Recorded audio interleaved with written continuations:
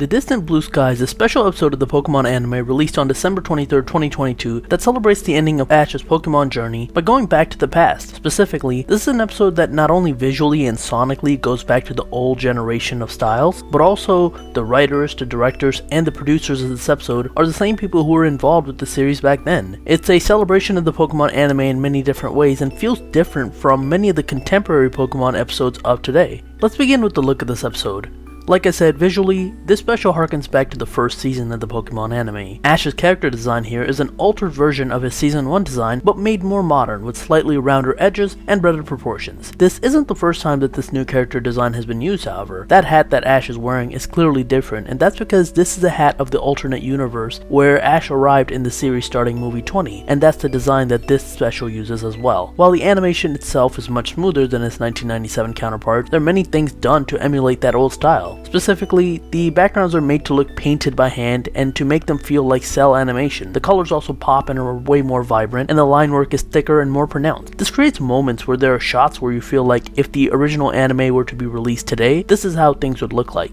The audio used is also old school. It's the Shinji Miyazaki soundtrack. The soundtrack from the first generation of the anime, as well as some of the other seasons like XY, Sun and Moon, contrasts massively with the soundtrack we had in Pokemon Journeys recently done by Yuki Hayashi, creating not only nostalgia, but a completely different audio environment from the most recent weekly anime. Not only that, but the narrator uses voice clips from the late Unsho Ishizuka, the original voice of the narrator and Professor Oak, who recently passed away, to really sell the idea that this is the old anime if it were to be released today. They also brought back the old writers of the anime and it really shows. While the story focuses around Ash and Pikachu as always, the story throws a curveball to us right from the beginning, as Ash, when talking to his mom in the Pokemon Center, freely discusses his dad being nearby in the town, something that the regular anime episodes would never do. And this follows a trend where in the latest Pokemon movie, Secrets of the Jungle, Ash openly talks about his father there. It gives us a glimpse into an alternate world where the anime didn't abandon the concept of Ash's biological father being involved in the story. That unpredictability and elements of the story that define the character of Ash Ketchum is something we don't really get to see the modern anime do anymore because he's been around for so long. However, for this special, they nailed the feeling of that old school writing because this episode feels so different from many other episodes. Ash heads to Tonari Town on his adventure to meet up with his mom, who's meeting up with his dad. He hasn't seen his dad in a long time, so he's excited. How long it's been is left ambiguous. I guess the writers wanted us to decide how we feel about Ash's dad not being involved in the story because they don't specifically say how long or give us any ideas as to why he left or what he did. He goes through a forest where outside there are Gengars carved on rocks before going through a cave to find himself on the other side of the forest. There are tons of Pokemon in this forest area and the place itself looks almost magical. Ash goes to sleep in the forest that night under a tree but wakes up without seeing Pikachu by his side. When he starts to go look for him, a boy comes up to him and says he knows where Pikachu is and takes Ash towards Team Rocket, who have captured Pikachu in an electric-proof glass. However, just like old school Team Rocket, they're fighting over the last piece of a dessert. That's when Ash jumps down on them, and we get the original Team Rocket motto here. Except Ash does something that we've only seen a few times in the anime. This is something that the old school anime was more willing to do, which is Ash just rescues Pikachu while they're in the middle of their motto. That's hilarious. The boy that helped Ash here introduces himself as Haruto. When Ash wants to go shake his hand, Haruto asks Ash how touching Pokemon feels like since he's never touched a Pokemon, and Ash decides to take him on the forest to show him the many Pokemon and how they feel when touched. He's dragged around by a Diglett, sent flying off of Dodrio's back, sprayed on by a Venonat, and when he touches a Kakuna hanging from a tree, chased by a flock of Beedrill. Afterwards, he's hungry from running around when Haruto tells him that he knows a place with berries that they can eat. When they arrive at this location, there's also a house nearby, and inside the house, a painter is painting images of skies everywhere. Haruto points at the one in the middle as his favorite, and when Ash tries to do the same, he startles a lady who drops her bread when she sees him. She regathers herself and apologizes for getting spooked, and Ash apologizes for snooping around. However, when he turns around, Haruto isn't there anymore. The painter from the inside comes out to see what's up, and Ash explains that he just happened to stumble upon this area when he was looking for berries. The man explains to him that if he wants berries, he can have them before going back. The lady tells Ash that the man isn't angry, he can just be blunt at times, and offers to help Ash pick berries to eat. Afterwards, she also adds 2 pieces of bread she made from the berries in the forest for Ash and Haruto before Ash says goodbye and leaves. When he comes back up the hill, Haruto is waiting for Ash and tells him that he was chasing a Pokemon, which is why he disappeared. When Ash shows him the food that he got from the house, Haruto says that he ate too much breakfast and that Ash can have his food. They begin talking about the clouds before Haruto asks about the bread. asking if it was good. They then discuss what makes someone hungry, and in the conversation, Haruto talks about how when you see something that you haven't eaten in a long time, that's what makes you hungry. Ash then gives Pikachu some bread when he asks for it, and Haruto asks Ash if he can understand what Pokemon says. Ash says that while he can't understand what they're saying, sometimes he feels like they can, so Haruto asks him for a favor. A Mankey stole Haruto's hat that his dad gave him, and Ash has had experience with Mankeys stealing hats before, so just like before, he chases the Mankey around, since attacking it would just destroy the hat. They run around for a while before the Mankey jumps on top of a rock, only to find out that it's an onyx, and falls down. Ash catches him in midair, however, before landing and taking the hat, but when he does take the hat from the Mankey gets really sad and starts crying, so Ash decides to give up his hat, and the Mankey is happy and goes back with its friends. When Ash goes to give Haruto's hat back, he keeps going forward, and Ash continues to follow him until he's back near the cabin from before. As the lady and the gentleman from before are about to go on a walk, they stop when they see the blue hat and ask where Ash found it. When Ash says that Haruto told him to go get it, they're shocked. The two are Haruto's parents. Haruto was a child who got sick and died recently. His death is the reason that his father paints Sky, because Haruto loved Sky as a kid. He also loved Pokemon, and he had ambitions to become a Pokemon trainer. When Ash shows his parents the cloud that Haruto said was his favorite, his mom understands why. His mom works in the city, and his dad's always locked in the studio doing painting. So Haruto's favorite cloud in the sky is of a day when both of his parents came together and he got to spend time with them. Losing Haruto has made his mom realize that the comforts you take for granted might not always be there, so she started to become more appreciative of the ordinary comforts around her. This entire bit is so emotional. Pokemon's always handled the subject of death well, and here they discuss the idea of death to talk about not taking things for granted. For Haruto, it was his mom's food and touching Pokemon. For Haruto's parents, it was their family, and it took a death in the family for them to realize the things in life they took for granted. And the silhouettes of Haruto's parents with Ash in the middle, these silhouettes are a way of showing a full family for both Haruto's parents, who are missing a child, and Ash, who's never had his father around. I also believe here that Ash is being used as the analog for the Pokemon series as a whole. Losing a character like Ash after having him around in our lives for 25 years represents a kind of death. It addresses us, the audience, as this anime and Ash being in our lives weekly for 25 years is something that many could have taken for granted. We all just assumed it was always going to be around. However, once he's going to be gone, that's what makes people appreciate him more. Ash after a while leaves the house, and Haruto's dad, seeing Ash and Haruto's hat, realizes that he won't just paint skies anymore. He's also going to paint Haruto's other interests like Pokemon, and similarly, the anime won't just focus on Ash anymore. It'll look at other things in the world of Pokemon too. Ash begins returning to Tonari Town when he spots Haruto in the forest again. This time, Ash knows the truth about Haruto not being alive, so he offers him the ability to pet Pikachu. However, Haruto can't, because he and Pikachu are in different planes of existence. However, Ash has an idea. He asks Haruto to stand still as Ash goes into the world of Aura. Remember, Ash has Aura Guardian-like abilities, and because of this, he's able to take Haruto's hands from the other plane of reality and put it on top of his to send Haruto the sensation of touching Pikachu. And Haruto says he feels warm and happy just like Ash described when touching it, and he thanks Ash for this experience before he disappears. Ash tends to have some strange but unique abilities in the world of Pokemon. He's portrayed as this normal 10-year-old, but he's almost superhuman in his physical abilities, and while he can't directly talk to Pokemon, he seems to understand them more than others. And he has the ability to sense, and in this case manipulate, aura to allow ghosts from other planes of reality to feel the real world. That doesn't really make him a normal 10-year-old protagonist. I'm not saying that's a bad thing, but it does feel like it goes against the idea that kids should be able to relate to Ash because he's like them. Maybe the writers realize this too, and that would explain part of the reason why they want to change protagonist. Ash comes out of the forest, and the second time he comes through the same cave he went through, you realize that the rocks with Gengar on them are most likely grave markers of sort, and that makes this also slightly more disturbing to think about when you realize that there are a lot of those around this area. However, once Ash comes out of the forest, he sees Haruto's favorite type of cloud in the sky, and that makes him appreciate things more, as he says thank you to Pikachu. When Ash gets back to the Tonari Town Pokemon Center, he gets there too late, and his dad has already left. He's had to leave on an emergency far away. However, he did leave Ash a gift. A gift is a brand new hat, which is the hat that has the design of the first season. So in the alternate universe, this is how Ash receives his iconic hat. In the original anime, it was a prize he won from the Pokemon League. However, here, both the loss of his movie hat and the getting of his original iconic hat is much more meaningful. When Ash's stomach makes a sound, his mom then makes him his favorite food, croquets. She makes so much that she even gives some extra to Team Rocket. However, when Ash starts eating them, he can't help but cry. The story leaves that interpretation to us, the audience. Why did he cry? There could be a few different reasons. He could be crying because he didn't get to meet his father. He could be crying because he's eating his favorite food made by his mom, and he's realized how quickly you can lose what you think is normal. His dad that he missed out on meeting, his favorite food made by his mom, are both ordinary comforts that he might have been taking for granted. He could also be crying because he just saw what Haruto went through and realized how painful that is. Remember, there's always a running joke in this series where Ash hangs up on his mom prematurely. It was always a sort of gag. However, here, having experienced Haruto in his story, he might have realized that he was taking her for granted. He questions how come when he's crying and eating. Whatever the reason, he isn't able to hold back tears as he eats his favorite food. When he falls asleep at night, it's his mom that tucks him into bed properly. And the next morning, Ash is excited and raring to go once again as an Entei is nearby. He eats a bite of his mom's breakfast before running off, and Team Rocket from behind are also running out and thanking Delia for the food from the previous night. And the episode ends with Delia looking out, happy that Ash is doing well, while Ash continues running towards this journey. The ending is also narrated by the late Unso Ishizuka, another throwback to the original anime cast, and a wonderful bit of tribute to have him send off the episode. This is a surprisingly emotional episode. There are so many themes and small stories from the single episode that made it feel special. The work that the animators put in to make this look old school, the use of the older sound library, the old anime style of writing steeped with themes. It touches on subjects that Pokemon usually doesn't touch on, and it handles it with grace. It leaves you feeling more appreciative of the things around you. It was an episode made with love and care, and it really shows. It doesn't really show Ash's dad like it teased, however, I think that's a good thing. In the entirety of the anime, he hasn't been involved whatsoever. His parental figure in the anime have always been his mom, Kukui, Burnett. If Ash's father was revealed in this episode, it wouldn't have meant anything. His presence in this story is more of a distraction than helpful. So the writers, in my opinion, wisely decided not to show him while still focusing on the themes of family in this special, and I think they did a wonderful job in that. This is a Pokemon special that I'd highly recommend to anyone who isn't even a fan of the anime, because this thing touches on so many different aspects of a story, and it's done really well. Hey, thanks for watching. If you've made it this far, then I really appreciate you listening to my long reviews. My reviews usually aren't this long, but this one really touched me, so I felt compelled to talk about it. Anyways, here's some other videos you can watch. Like, share, subscribe, and all that, and I hope you guys have a wonderful rest of the day.